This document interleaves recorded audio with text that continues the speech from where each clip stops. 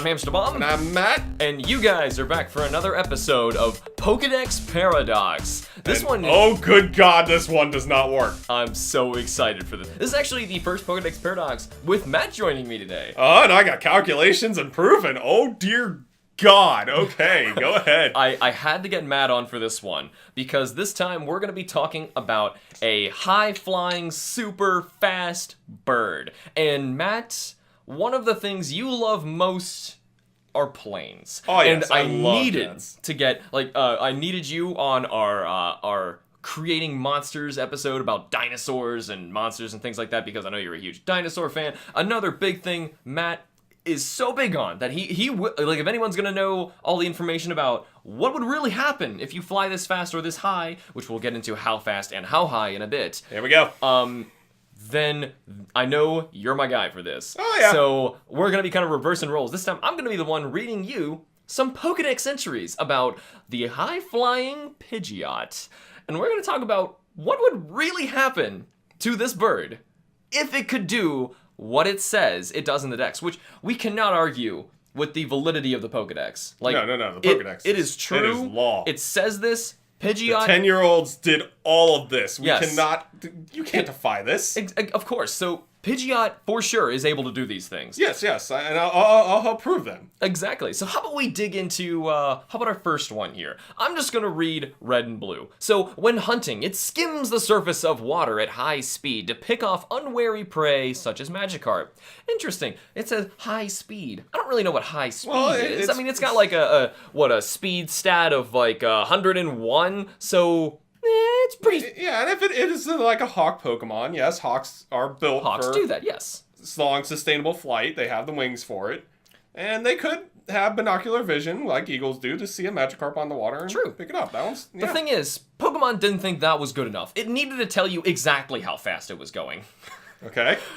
Yellow. It didn't take long. They did it the next game. Oh, okay. Pokemon Yellow. This Pokemon flies at Mach 2 speed. Seeking prey, its large talons are feared as wicked weapons. Who cares about the talons? This bird is flying at Mach 2. No, it's not. That bird is flying at Mach 2. No, it's not. No. Let's... Okay. No. Now, there's one of them later that's going to tell us about elevation. Let's ignore that one for now and just assume that, this bird, because Pokedex is law, we're going to assume that Pidgeot can fly at Mach 2. At what elevation would it need to go? And what would happen to the bird, Matt, if it flew at that elevation for one, and if it really moved at Mach 2? It can't. That's the whole thing. It can't. This isn't like the black hole episode. It's like your Macargo episode. It can't. That's it. It can't. Macargo really couldn't either. No. Okay, so here's what we're going to do. Okay, so specifically, how fast is Mach 2? Mach 2, you're looking at about 1,500 miles per hour. 1,500 miles an hour. And also, Mach 2 is breaking the speed of sound twice. Yes. So, not only is it going to be having a sonic boom shockwave coming behind it, there's going to be a second one. Yes. How would it even slow down? What would happen if it even slowed down? You know, we gotta start from scratch first. Okay. We'll get to the sonic booms later. Let's start with just basic aviation facts. It's not impossible to go Mach 2. Right. We have jets that can do this. Right. And that's clearly what what they're personal referencing. favorite jets of all time is the SR-71 Blackbird. That thing can go almost Mach 3. That is amazing. It goes 2,200 miles per hour. Mach 3 is about 2,300 miles per hour. I would not want to be in that jet. But here's the thing. If you're in that jet, you're fine. What kind of G-force do you have, though? Well, one, it's flying at about 80,000 feet. So it's... Wow. It's a spy plane. It's meant to go high so you can't see it. Yeah, that is so high. But up there, you have less air friction. You're flying in a straight line, so the G-forces are just being pushed against you this way. Mm-hmm. So that's part of the reason you But this way, he's pulling toward me. I'm sorry, I forgot podcast. He's motioning towards his chest. Right, So it's horizontal. It is a horizontal force. As if you were in a car. Right, as if you're in a car.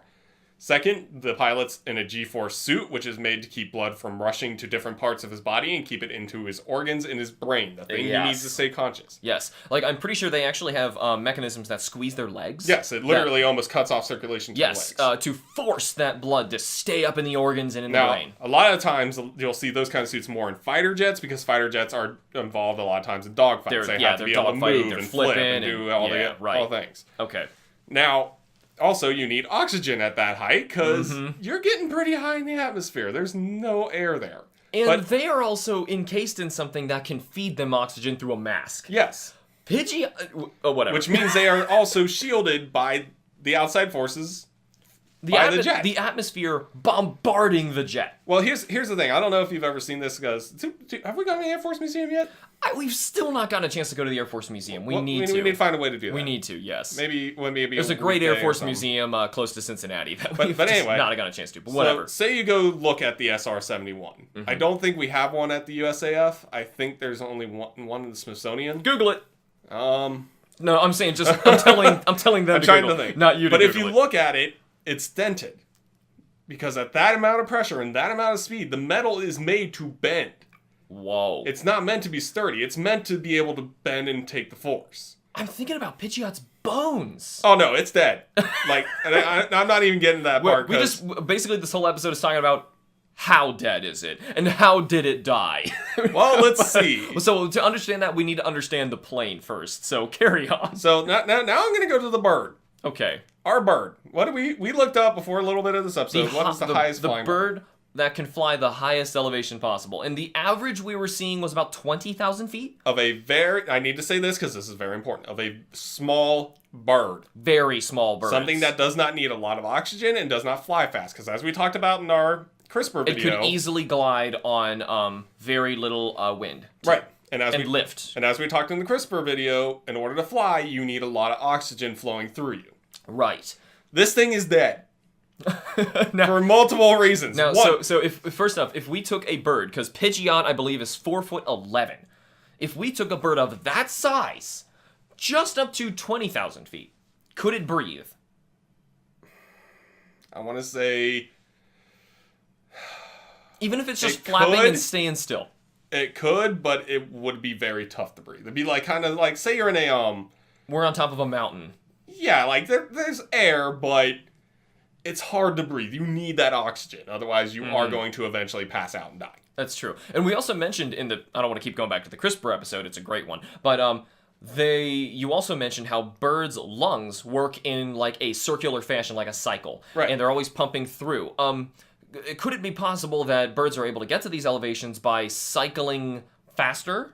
Yes, because notice all these high-flying birds are small birds. That's true. They're not birds of prey. They're like sparrows or red tails. Right. They're not giant birds. Now, giant birds are made for gliding at high altitudes. Okay. But usually half the time that's because they're in the tree. They'll jump off and glide around on the high winds and use the hot wind to, not the hot wind, the hot air to raise themselves up. Now, there's one more thing that I wanted to mention here. So people may be saying, well, hold on. Why does Pidgeot even need to fly at that high of an altitude in order to achieve Mach 2? Can't it do it lower? No. Tell them why not. The same reason why the SR-71 can't fly that fast at that speed. With air resistance and all that, it would melt. It would If I put a plane going Mach 2 at 20,000 feet, it would just melt because of air friction. It would melt the entire plane. And the reason that is because the atmosphere is significantly thinner up at 80,000 feet. Yes. Okay. It's the same way where an astronaut enters the atmosphere again. You right. You start off slow and then you see the heat building up. That's why they have the heat shields. Because as you're going at that speed through the atmosphere, it's generating heat. Yes, and it is burning up because it's being bombarded by particles that are just ramming into it at such high speeds. Right, and it's not falling straight down. Because in order to exit orbit, you have to slow down enough to the point where you start entering atmosphere at an angle. And that's part of the issue. Right. But we're not even there yet. Well, I haven't even, you can't even get up to Mach 2 as the bird. As soon as how does a jet get up to Mach 2? Well, take a look at some of my favorite jets. The SR-71, what does it look like? It's thin, flat, streamlined. B-2 bomber, thin, flat, streamlined. Pidgeot's got a big belly. F-22, thin, flat, streamlined. Pidgeot is feathers, skin, and a bird, and it's pudgy. Yeah, it's pretty pudgy. So I was gonna say, like, the only thing that happened between Pidgeotto to Pidgeot is it put on a lot of weight. Yes, and I can't even fathom how it could flap its wings to reach Mach 2. I know. Like, I'm imagining it putting on a jetpack and just flying straight through the air, which alone presents its own issues. Right, because the bird would just, like, disintegrate in the It jetpack. would. It would literally be like in the cartoons. You see the eyelids split in half and, like, it just flies. There goes the skin. There goes the muscles. Like there goes the organs. And like here's a skeleton flying like through a the air disgusting before it melts. Looney Tunes cartoon, yeah, where it's, like, being shredded and pulled back. Yes. With, like, you know, you have, like, a leaf blower blowing in someone's face. Imagine that, except Mach 2 speed. Wind. It's dead. It's just instantly dead. You die. And not even that. It wouldn't even be able to fly.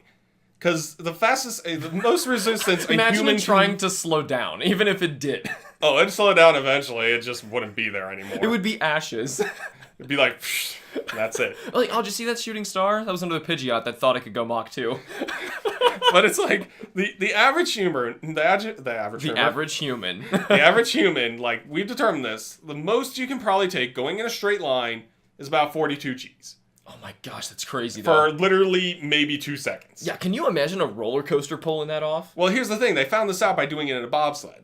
Okay. Because that can reach the amount of speed and strength. Those go crazy fast. Now, here's the thing. In that 2 seconds, that person weighed 7,700 pounds. Oh my god.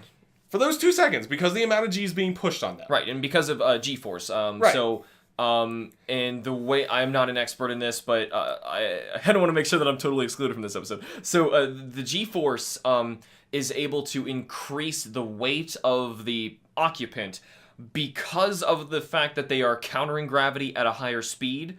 Is that true? Pretty so, much. and You're fighting gravity. Right, and elevation also plays a part in this? Oh yeah, it's like, say I'm sitting in a rocket about to take off. I'm feeling a heck of a lot of G's, but once again, I'm in one position, I'm going up one way. Right. You're going straight up. And the higher I get up, the less G's I'm feeling. And bobsleds are whipping you around in different directions. Right, now, and obviously this wasn't that bobsled. It was a right, straight it was just line going bobsled, straight. because Okay. obviously we can't do that to someone. Well, I understand that. But Unless they volunteer. But I'm saying that's how they calculate whether someone can survive certain turns, and then they'll... Right, it's like the whole, like, when you watch old space movies and stuff, and they have them that spinning thing, that's exactly what it's doing. It's determining how fast can I spin you, and how much G-force can you take before you either throw up, pass out, or die. Oh my gosh. And based on that, we'll decide if you're allowed in space. Oh my. So, not only that, we determined Pidgeot's weight and everything, so he'd be about half that. So, flying at Mach 2, he'd weigh constantly at Mach 2, he'd weigh about 3,000 pounds. And the reason that is because Pidgeot normally weighs, 87.1 pounds? Which don't even get me started about that thing flying. So, but because of that, well, I mean, we justified how Rathalos could do it, but this isn't fire type, so whatever. But no, and Rathalos is a giant. We literally talked about CRISPR dragging. Good point. Okay, so but anyway, by using that weight, how exactly were we able to figure out that Pidgeot would weigh 3,000 pounds? Well, basically, they did this on a guy, and the average human male is about 140. If we're looking for someone who is either a pilot or someone who's gone into space, usually about the 140 weight limit.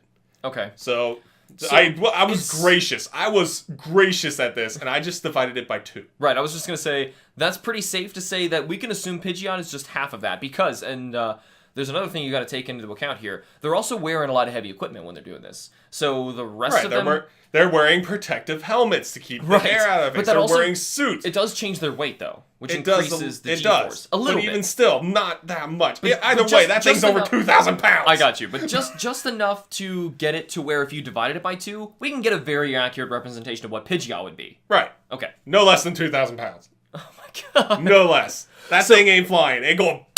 It's just going to smack right down. It's going to take off. Imagine it could. Like Garchomp. Doesn't even flap any wings. Maybe we gotta do it. Now that one is possible. No, it's not. Yes, it is. We're gonna do a Garchomp episode eventually and talk about what the heck that thing's doing. Assuming it just holds a pose where it's like a jet, and it just takes off into the air. Its feathers would be gone immediately. And accelerates once it reaches that height. I don't know how it's breathing. I don't know how it's physically staying in one piece. That's the whole thing. Like, I don't know why this is even a Pokedex paradox, because this doesn't work. It's not like, it's not like the Gardevoir one where, like, okay, yes, you could theoretically do this. No, it just doesn't work. It's dead. I'm trying here. I'm really trying. What's the next entry? Yeah, that was just gonna say, that was just the first entry in yellow. There's actually more. So there's other ones, like in gold, it says like it has well-developed chest muscles that make it strong enough to whip up a gusty windstorm. So I like how they were trying to justify. Okay, but even that entry, if you told me that entry about this Pokemon, okay, that's scientifically, okay, yeah, fine, whatever. Sure. How about this one from Crystal? This is a great one that gives us some elevation. Okay. So, its outstanding vision allows it to spot splashing Magikarp even while flying at 3,300 feet. Oh, so it's not even flying at 20,000 feet. Well, it's even lower. It doesn't, now to be fair to the entry, it doesn't say that it's flying at Mach 2 at 3,300 feet. Okay, then fine. If it's just saying it's flying like a normal bird, sure. It can probably do that because a lot of hawks and stuff have binocular vision. They can do that kind of thing. From that height? 3,000 feet isn't really that bad. That's pretty dang far, though. But that's, yeah, I mean, I wouldn't be surprised, because there's a reason we say you have hawk vision, you know. Right, people and you gotta remember, too, Magikarp's a pretty big fish. That is true. I guess that makes one sense. I'll give it a little bit of a pass. Still, when it lands, I don't see how it could see you. You know, because its focus has to be so... I don't know, like, how do hawks even see things up close? I don't know. I never watched a couple of documentaries that show it, but at the same time, it doesn't really convey I never understood how they were able to pull that off. But, so, as highest we know, that is the only elevation in the Dex entries that we know that, so far, Pidgeot flies at Mach 2. Everything else, and this keeps coming back up, too, by the way, this Mach 2 thing. Like, this is in Soul Silver. I skipped another entry. I think it was in, here's another one in Y. They say it all the time, that this guy flies at Mach 2. And and also skims the surface of water at high speed to pick off the unwary prey. Yeah, no, we're not even going to talk about that. So if it really... That water is concrete. It puts its talons down, there go your feet. Right, that's true. I mean, like, people say it's actually... I remember where I heard this. Like, it's actually more dangerous to land in water from a high altitude than it is to land on concrete. Yes, it is. It's just because of... That's why, like, if you're a skydiver and your parachute fails, they tell you aim for trees. Yes. Because you're not going to hit it at dead zero. You'll hit a branch and slow down. Now, yeah, you'll have a lot of broken bones, but there's a slim chance you may survive. Right. Water, and in video, and that's another weird thing in video games. Water is always the safe place to jump. You ever notice that? Yep. Yeah. Well, like, if it's from a small height, then yes, water is what you want to go for. Well, by small height, think of, like, Mario Sunshine levels where you're like a mile above the ground. Oh, no, you're you dead. need to jump down, and Mario's just cool with it. But if you landed on the ground, he just, took a little damage. I don't understand. There's so many games where you dive from incredible heights. Think of like Uncharted or Metal Gear 3. There's Legend of Zelda. This happens. Can we talk about the next part? The next impossible part? What was the next impossible part? Where it's a tornado? Or makes tornadoes? Oh, right. It can supposedly, like... here we go. Black, white, black 2, white 2. By flapping its wings with all its might, Pidgeot can make a gust of wind capable of bending tall trees. Okay, so basically it's making an F5 tornado. If that is what it is... Well, here's the thing. Here's my question. What does it mean by bend? Because if it's bending, then you're looking at maybe an F2. When wind doesn't... trees don't bend. Bark doesn't bend, it snaps. So if you bent a tree, you only snapped some of the wood, right? Right. So, but here's the other thing I wanted you to bring up. It's not a paper clip, it's... What is the first sentence of that? By flapping its wings. With? All its might. So you're telling me this bird... That can fly Mach 2. Fly Mach 2 cannot even make a gust of wind at above maybe 200 miles per hour. Is that what you're telling me? That's what it says. That it can propel itself at Mach 2, but it can't flap its wings enough to make a wind at 250 miles per hour. You know what? I think you just broke that Pokemon. I did not break this Pokemon. You did. Because there were so many people out there that were like, Pidgeot's cool, I love Pidgeot. Mega Pidgeot's so majestic, he's such a cool Pokemon. No, can you pull that up? How fast does Mega Pidgeot fly? Good point. Well, if you're looking at... Oh, hold on here. So if you're saying speed stat... Because in the race episode, we used Dex entries to look at the exact speed of how fast the Pokemon was able to move normally, right. And we compared it to its speed stat. So I'm looking this up while you're doing this. Now, so ignore me. I can pull up Mega Pidgeot right now if that's what you want to see. So Mega Pidgeot he gets a stat boost in speed. And now you're looking at 121 base speed. Not much more. It's only 20 points. So, I want to know what they say in the decks. So if Mach 2, if Mach 2 is equivalent to a speed stat of 101, then think of, how about this, Speed Form Deoxys, who can move at a speed stat of 180. That's almost Mach 4. Yeah, but Deoxys is different. Like he's it's not. He's like a weird thing. Okay, how about this? Ninjask. Speed stat of 170. Yeah, explain that one. That one doesn't work. That is a bug. That don't work. That bug is They won't even tell me. It is breaking Mach 3. That bug breaks Mach 3 according to Pidgeot. No, it doesn't. No. What would happen to an insect? It was just... And get eaten by apparently this bird that's flying faster than it. No, it would outspeed the bird. Right. Not the bird mega evolved apparently. But bugs are weak to fire. And as soon as it starts flying fast enough, it will burn. It burns. I don't. By burn is not even the right word. Melts is a better word. Yeah, because that's what a plane would do at that altitude. Yep. That is just crazy.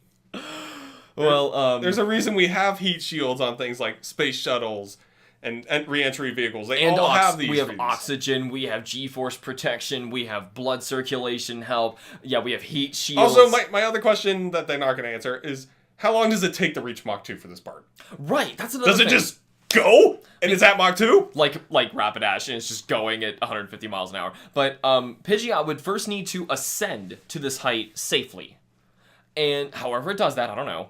But apparently if it can just make a tornado by flapping its wings, it'll just maybe ride that How up. many people have needed to replace their windows who live in these tiny little Pokemon villages, and they're living a nice, happy day, and all of a sudden here comes this flock of Pidgeot, all going Mach 2, creating sonic booms over their houses. 2 sonic booms each, which we never even got into that. So imagine Pidgeot was able to do that. Now it wants to slow down. What happens when the sonic boom catches up with the Pidgeot?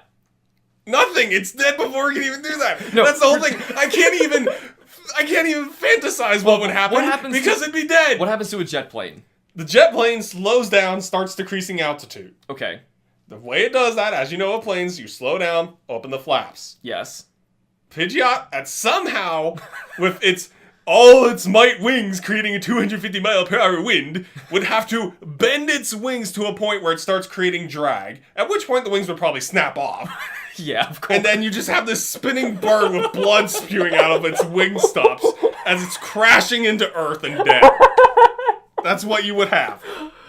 Okay, but that's just it trying to slow down. I'm curious, just because now we know if it tried to slow down, what about the sonic boom?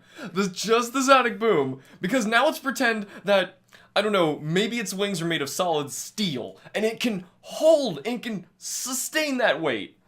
What happens when the sonic boom hits it? Like, I don't even know, because you know what a sonic boom is, yes? I mean, I don't know exactly what it's going to do to something, but I know it'll shatter windows. When you break the speed of sound, yes. You are literally like breaking that barrier. Yeah, you're ahead of it, yes. So you create that boom, that loud snap. The sound, yeah, that sound. Which echoes out. Yes. There's a lot of force behind that. As you can see, it can shatter windows. Right. Like, I remember, there were some planes that, it could have been a noise thing, like a bunch of planes that, some military thing several years back that they wanted to have this big memorial thing flying over Paul Brown Stadium, and there were so many complaints for people in northern Kentucky because they were flying so fast, they burst all their windows. Yep. And not something to laugh about, but that's just so irresponsible, but... Like, it literally makes my brain hurt thinking about this. Right, so just the sound wave, boom, running into this bird. Like, it's dead. If it shatters window, it's just gonna... Its bones are gonna break. Well, it literally would be like, say... I am putting so much disbelief. Like, more than the zombie episode. I know. More than anything, I'm putting so much disbelief behind this. This may be the most ludicrous one we've ever done. It meets it. Okay. Say it can do that. Yeah. Remember how I said the plane is meant to bend? It's meant to take those forces. It's streamlined. Pidgeot is not streamlined. If it's flying in a straight line, if its head straight out, that neck is going to compress, its neck's going to snap, followed by the spine, the tail, it's dead. I love how this whole episode was just us discussing the many ways of Pidgeot dying because it can't do any of these things that it says it can do. Like, what 10-year-old looked at this and said, yep, that's Mach 2. Right there. And it was probably flying like 60 best. It was probably flying and then went, caw, caw, and it's like, oh, 2 sonic booms! It's just fun.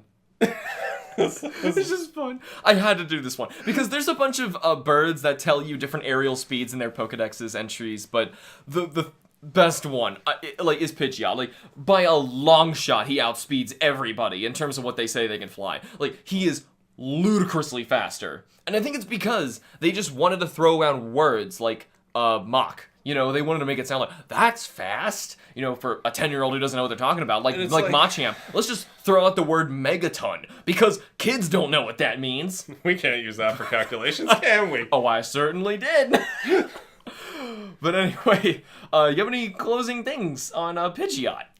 Like, they could have chose any other speed under the speed of sound, and I probably, maybe if I put my heart and soul into it and studied for weeks, could give you a reason why it probably could. Under the speed of sound. It's just, there's no way it's breaking that. Right. Because there's other birds that get darn close, but so far, their dex entries don't say they're breaking the speed of sound. So we could probably argue that they exist. Maybe we actually could do another episode just talking about them to try and do that, because that's its own hurdle. Like, this one was just so ludicrous we had to do it on its own. It doesn't work. Like, I'm thinking everything in aviation, and it doesn't work. I remember telling you about this originally, and you said, no, that's not even an episode. It cannot do that. Like, it is not possible. I said, we're going to do a whole episode talking about why it would die. I want to know exactly why it would die. I think my favorite one is say it could do that, and then a wing snap off, and it's just a blood torpedo flying That's probably around. my favorite, of assuming it got up to Mach 2. Maybe it was in one of those jets, and it was like, oh, I'm ready, release me, and then they send him out of a parachute. You're saying it's like the X1, where we were first trying to get supersonic speeds. So we released this mini jet off of another jet that had a better engine that could sustain that speed for a little bit. Yes. You're saying we did that with Pidgeot. We attached it to a plane, went almost Mach 1, released it, and then somehow this Pidgeot just shot flames out of its butt and went supersonic. Like, insane methane gas built up. That's why his belly's so big. Like, do we take the Pokeball and put the Pokeball like a rocket launcher and shoot that rocket launcher with an amount of force and then release it out? I don't even want to talk about how that one would work. Pidgeot, go! Boosh! Because then we're doing speed of light versus speed of sound, and I'm not even going to get into that. We're not, though speed of light may come up with some other ones later. But that's, oh, joy! Yeah, that'll be interesting. But either way, that is all the time we have for today. Thank you so much for tuning in. Be sure to join us next time for some more game science. Be sure to follow us either on YouTube or wherever you get your podcasts, and we will see you all in the next episode of Pokedex Paradox. Bye! Bye!